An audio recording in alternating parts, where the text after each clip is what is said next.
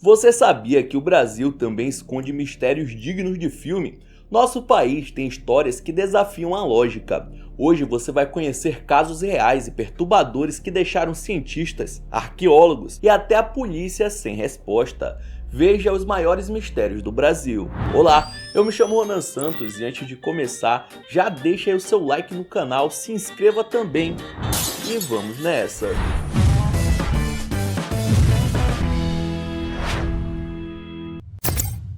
Em 1973, em Quixadá, no Ceará, um dos lugares com maior atividade de luzes estranhas no mundo, o agricultor Luiz Fernandes Barroso voltava de madrugada para sua fazenda quando o inexplicável aconteceu. Uma luz desceu do céu, focada direto nele. Quando ele foi encontrado, sua pele estava em carne viva, avermelhada, como se tivesse sofrido uma radiação desconhecida. Mas o pior foi o que aconteceu com a mente dele. Algumas coisas sem nexo. Ele foi chegando ao ponto de não poder mais andar. Ele deitava-se numa rede, deitava-se na cama, como se fosse uma criança. Os médicos ficaram perplexos. A ciência não tinha, e até hoje não tem, resposta para o que viram. Um homem de 52 anos regredindo mentalmente dia após dia, literalmente voltando a ser criança. Não era Alzheimer, não era demência, era algo que desafiava a biologia e a medicina. O caso foi tão aterrorizante que atraiu ufólogos de todo o mundo, mas ninguém conseguiu impedir o processo. Em pouco tempo, aquele homem adulto e forte, totalmente são, só conseguia pronunciar 3 palavras: da, mamãe e medo. Se foi um ataque ou um experimento biológico de outro mundo, ninguém sabe. O que sabemos é que o caso Barroso permanece como um dos casos mais bizarros e misteriosos da história do Brasil. Ao redor do planeta existem vários relatos de pessoas que teriam sido abduzidas e nunca mais foram vistas. Porém, adoecer como ocorreu com Luiz Fernandes é algo totalmente novo na ufologia. Como alguém pode ser cozinhado vivo sem que suas roupas sofram um único dano? Me diz! Em 1946, o lavrador João Prestes foi atingido por um feixe de luz desconhecido que desceu do céu, e o que aconteceu a seguir é algo que a ciência não consegue explicar até hoje. Uma luz le envolvió e sofreu a posteriori graves quemaduras. Primeiro sentiu queimazón em seu corpo. Ele não foi apenas queimado, ele começou a derreter. Quando João chegou em casa, as testemunhas entraram em pânico. A carne dele estava se soltando dos ossos e virando líquido. Mas aqui entra o impossível. O cabelo dele estava intacto e as roupas que ele usava não tinham nem sinal de fogo ou calor. Como uma energia consegue atravessar o tecido, ignorar o algodão e destruir as células humanas por dentro? Não existe esse tipo de coisa aqui na Terra. Os médicos ficaram completamente perdidos. Não tem registro de nada parecido em nenhum outro lugar do planeta. Se fosse fogo, as roupas teriam sumido. Se fosse ácido, o tecido estaria corroído. Mas João estava virando líquido enquanto sua camisa continuava limpa. No seu leito de morte, os médicos só puderam registrar o óbvio. Nos documentos oficiais estava lá: queimaduras generalizadas por causa desconhecida. Até hoje, pesquisadores do mundo todo estudam esse caso e a resposta é sempre a mesma. Não existe tecnologia humana, nem naquela época, nem hoje, capaz de causar esse efeito seletivo e devastador. O que atingiu João Prestes naquela noite não era deste mundo, e a forma como derreteu enquanto estava vivo continua sendo o mistério mais perturbador da nossa história.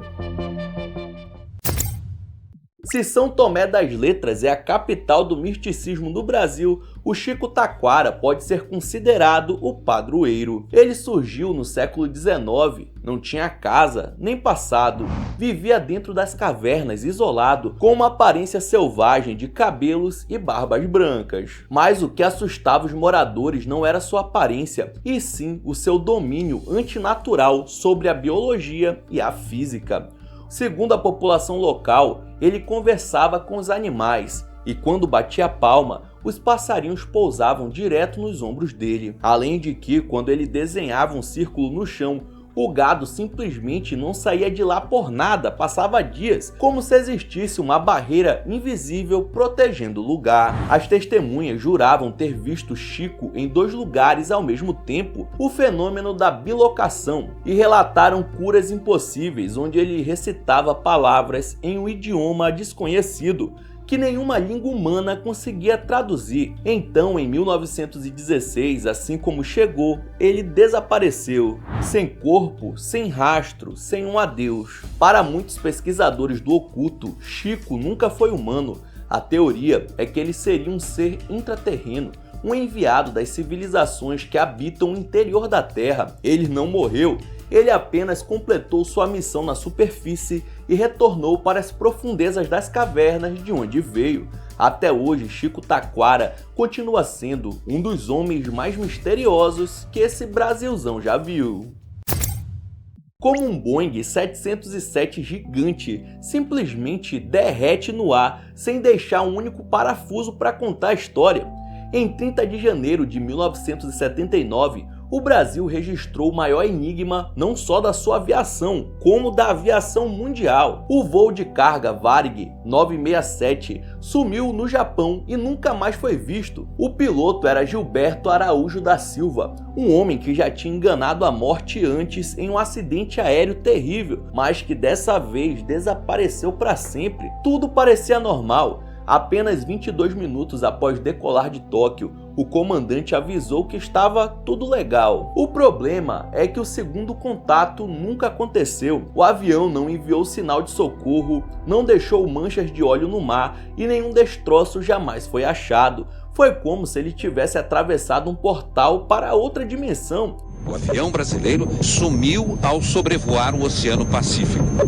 Nunca houve nada parecido na era dos aviões a jato. O mistério fica ainda mais estranho quando olhamos para o que ele carregava, um tesouro de mais de 50 quadros do famoso pintor Manabu Mabi, avaliado em centenas de milhões de dólares. Até agora não foi encontrado o avião cargueiro da Varig que desapareceu hoje no Oceano Pacífico. O avião, o Boeing 707, prefixo BPVLU, saiu ontem à noite do aeroporto de Narita, em Tóquio, e voava para Los Angeles, nos Estados Unidos. Agora há pouco, a Varig confirmou que o avião trazia de volta para o Brasil uma coleção de quadros da retrospectiva dos 50 anos do pintor Manabu Mabi. Navios e aviões de vários países fizeram buscas incansáveis por semanas, mas o resultado foi o vazio absoluto. Nenhuma peça de fuselagem, nenhum parafuso, nenhum sinal de socorro, nada. Esse é o único jato comercial de grande porte na história mundial de todos os tempos que desapareceu sem deixar um único vestígio. Até hoje ninguém faz ideia de onde esse gigante foi parar e muito menos o que ocorreu com seus tripulantes. Muitos ignoram histórias de OVNIs, mas esse caso é diferente. Ele não é baseado apenas em relatos, ele tem um carimbo oficial do governo brasileiro.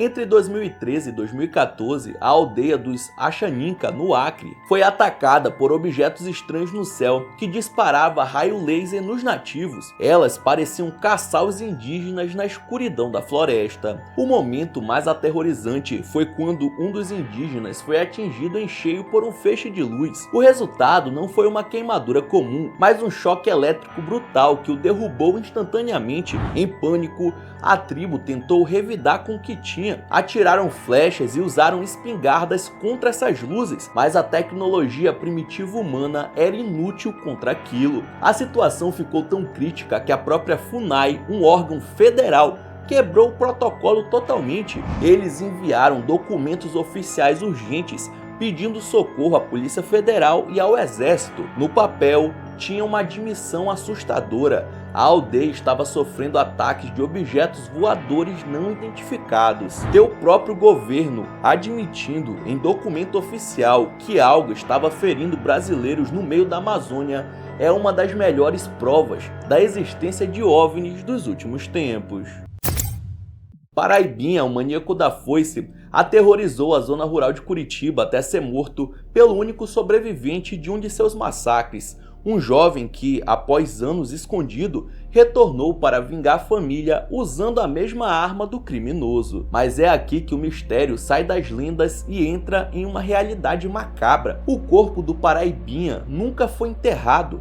Por um motivo inexplicável, ele não apodreceu, ele se mumificou. Há décadas está em exposição no Museu do IML de Curitiba, mantendo a mesma expressão assustadora de quando faleceu. Este cidadão aqui, que está mumificado, reza a lenda que ele seria um serial killer de Campo Largo, na região metropolitana de Curitiba. Ele matava as pessoas com uma machadinha. O que desafia a lógica é o que os funcionários do local contam. Durante anos, eles falam que o cabelo e a barba do cadáver continuam crescendo, como se o corpo ainda estivesse vivo. Dizem que de tempos em tempos alguém precisa aparar ali os fios da múmia para ficar tudo ok. Para completar o pesadelo, quem caminha pelo IML em noites silenciosas jura que o maníaco não está descansando em paz. Vultos com uma foice na mão já foram vistos vagando pelos corredores escuros, como se ele ainda estivesse procurando por sua próxima vítima. Quase 50 anos depois, o maníaco da foice ainda causa medo, com o seu corpo sendo um verdadeiro mistério pra lá de assustador.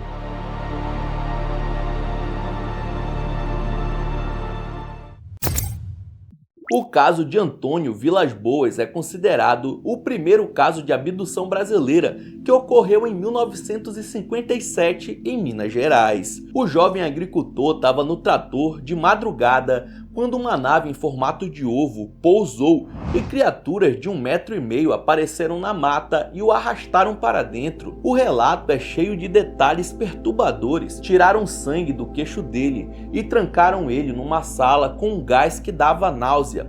Foi aí que surgiu uma mulher de olhos azuis puxados e cabelo loiro, mas com um comportamento animalesco. Os dois tiveram relações e antes de sair, ela apontou para a própria barriga e para o céu, dando a entender que teria um filho dele lá no espaço. O que intriga pesquisadores até hoje são as provas físicas. Antônio voltou com marcas estranhas no queixo e sofreu por meses com sintomas clássicos de exposição radioativa, algo impossível de ser inventado por um rapaz da roça naquela época. Ele nunca tentou ganhar dinheiro com a história, seguiu a vida, tornou-se um advogado respeitado e até o seu último suspiro em 1991 nunca mudou uma única vírgula do seu depoimento. Se aquilo foi uma missão científica para criar uma nova espécie ou algo além da nossa compreensão, ninguém sabe. Mas fato é que Antônio Vilas Boas levou para o túmulo o segredo de um filho que, tecnicamente, pode estar em algum lugar entre as estrelas. Enquanto muitos buscam cidades perdidas de ouro, o mistério real feito de granito e silêncio está escondido no meio da selva do Amapá. O Parque Arqueológico do Solstício, apelidado de Stonehenge brasileiro, é um conjunto de blocos gigantescos fincados na terra há mais de 1000 anos. Mas o que intriga não é apenas o tamanho das pedras, e sim a inteligência impossível por trás. Essas rochas de toneladas não foram jogadas ali por acaso, elas possuem um alinhamento matemático tão perfeito com o movimento dos astros, que funciona como um calendário astronômico de precisão absurda. É como se o povo antigo, sem computadores ou GPS, conseguisse calcular a posição exata do Sol para marcar o solstício no coração da floresta. E meu irmão, como eles fizeram isso? É aí que o bicho pega. Além disso, a logística é o que mais assombra os pesquisadores. Não existem jazidas de granito ao lado do parque. Isso significa que esses blocos imensos foram transportados por quilômetros através do terreno difícil da Amazônia. Agora, como eles moveram esse peso todo, sem rodas, sem cavalo e sem tecnologia moderna, é uma prova de engenharia que a ciência ainda não consegue explicar totalmente. Embora tenham encontrado urnas funerárias no local, sugerindo rituais sagrados, a pergunta principal continua sem resposta. Quem eram essas pessoas e por que construíram algo tão avançado para o seu tempo no meio da floresta? O Stonehenge brasileiro prova que a Amazônia guarda segredos de uma sociedade muito mais avançada e misteriosa do que os livros de história ousam imaginar. Então é isso, muito obrigado por ter assistido até o final, não esqueça de deixar seu like e se inscrever no canal, e aí na sua tela tem os últimos vídeos lançados pelo Almanac X que estão sensacionais. Vejam depois do outro que você dá uma força. Então é isso, até a próxima!